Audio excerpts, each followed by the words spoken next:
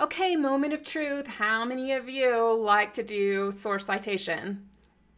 You, me, raise your hand. Okay. You know what? There are a lot of people who dislike doing source citation in genealogy research. And today we're going to give you some strategies if you are part of that crowd.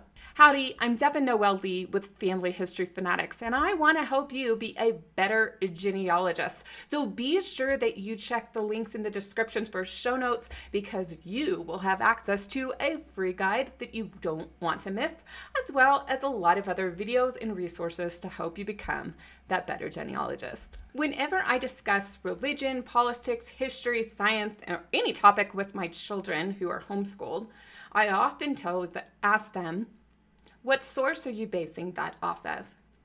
And we can't have a discussion until we define our terms and know what articles we're referencing when we're talking about something. I can't tell you the number of fights that we've had where either I've been wrong or they've been wrong because we didn't know what sources we were using. But in genealogy, we have to have sources to back up our data. Otherwise, we are sharing and propagating fiction. As many of you know, I'm a huge fan of the Poldark series, the books and the series over on BBC. Over on WikiTree, they actually have Winston Graham's family tree. But is this actually accurate for Ross Poldark and Ismelda? Heck no! It all was made up out of Winston Graham's mind. So, if we are going to be good genealogists, we need to be basing our family tree information on facts. But if you're someone who doesn't really like to do source citations, then you can admit it in the comments. I have some hope for you. I'm going to tell you a couple of the benefits for doing genealogy research citations, and then we're going to tell you some tricks to make it not so painful. One of the reasons why you want to do genealogy source citations is because it helps you know where to stop. Whenever I am using my research plan, and there is a free copy of my research plan in the show notes, I can know where I stopped. No source found or no source provided, meaning I need to go get that source. So that's one of the reasons why you keep track of your source citations. And then when records conflict, you can go back to the sources that had the information and then evaluate it and try to figure out who's right and who's almost right or completely wrong. And the third thing, for those of you who know how much I love writing family stories, I use my sources as my outline. A lot of people can't get started writing their family's histories because they don't know where to start. My chronologically organized source citations help me out every single time. Now, the folks over at Trace have this to say about source citation. Citations tell the reader the specific details of where a piece of information was found, down to the page, line, or paragraph. Well-crafted citations are absolutely crucial if your work is to be looked upon as valid or having integrity.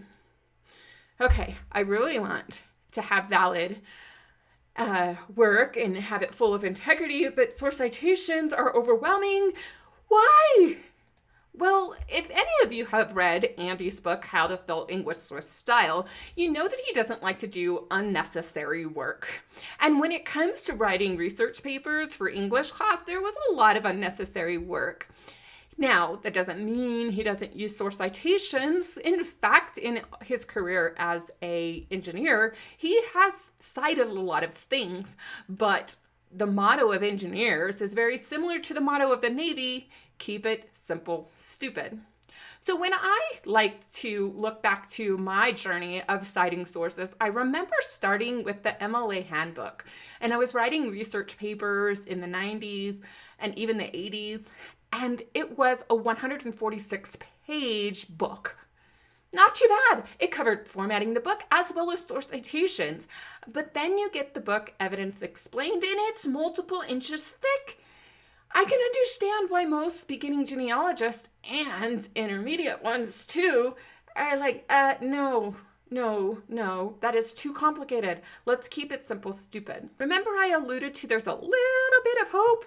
Well, part of the hope is you just have to get over yourself and you just have to write some sources. If you don't do it now, when you need it later to argue with the relative about who's right and who's wrong, you're not going to have it at your fingertips.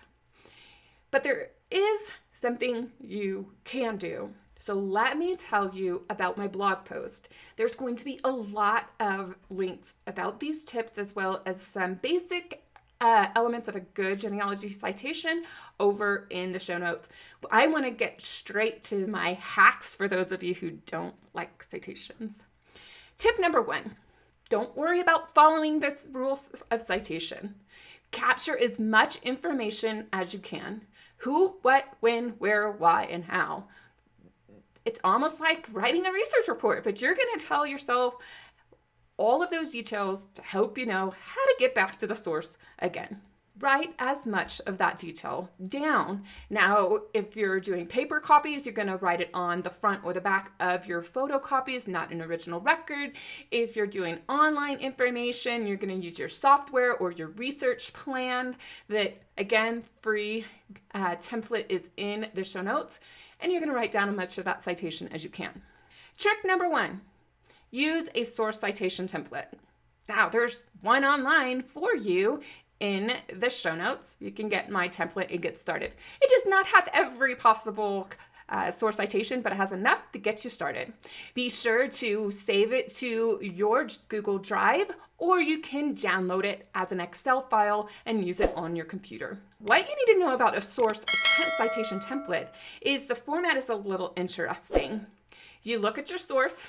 I know, I love city directories, particularly over on MyHeritage. If you haven't checked them out, this is well worth the subscription for you as subscribers. But a template will look very similar to this. A lot of gibberish, but notice there's brackets around a number of details that you need to insert information. So let me quickly show you how it's built. I add the title of the book, I add the location, the publisher, the date, the database name, as well as the website I found it on, the date, the person for whom I am looking at, and the page number. Bada bing, bada boom, I have a source citation. Not too bad. So source templates, you can start with the basic and expand it as you have a variety of different sources that you want to use again and again. You copy that, put it into your handwritten notes, or use it into an online research plan, and you're good to go. Now this trick came from Drew Smith from the Genealogy Guides, and he says, copy the citation. And you're thinking, okay, where am I going to copy the citation? Well, there are some websites like Family Search that create a source citation for you. It's awesome. Now, that also means you should probably link your sources to the family trees.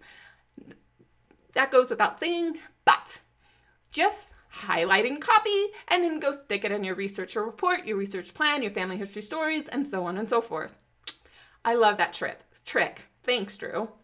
Now, another trick comes from another colleague, Thomas MacEntee from Genealogy Bargains. And if you want links to their content, be sure to check out the show notes. So one of the things that he likes to do when he's using an online source like this, he will save the image to his computer. And in his image, it'll give him a little bit of the citation, the who, the database, the website, and the date that he accessed it. So that's the date, 2021, March 15th. And so later, if he needs to go make a more complete citation, he has information attached to his image. Now, I haven't done this very much, but it's a great trick, and I hope it works for you. Another trick I like is using citation generators. Now, if only the citation machine could take a web link from a database that we're using for genealogy records. You type it in, and sometimes you have to give a little bit more details, and then poof, out pops a citation. Now this works for blog posts, books, journal articles, and the like. It's not so great for specific records in genealogy databases. So what are you going to use then? Well, definitely use this for those type of sources. The preferred style, although they have many, is Chicago, but you could also use MLA if you want. Use genealogy software. Now, I looked at a number of genealogy softwares, and the one that has a template that is super, super, super easy for me is Roots Magic. They have a lot of pre-designed forms. Almost all of them are based on the Evidence Explained book. So you don't have to get the 892-page book. You can just use Roots Magic.